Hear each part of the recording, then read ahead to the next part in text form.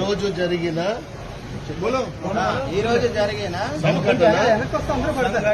దుస్సంఘటన మాకు తెలియకుండా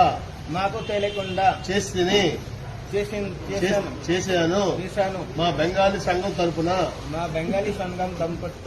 నా తరపున భవిష్యత్తులో జాతీయ జెండాకు గౌరవం ఇస్తూ స్థానిక స్వర్ణకారులకు గౌరవిస్తూ కలిసిమెలిసి ఉంటామని ఇందు మూలంగా అందరికీ క్షమాపణ చెప్తూ క్షమాపణ కోరడం జరిగింది.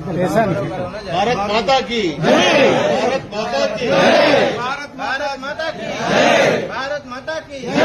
भारत माता की हिंदुस्तान जिंदाबाद।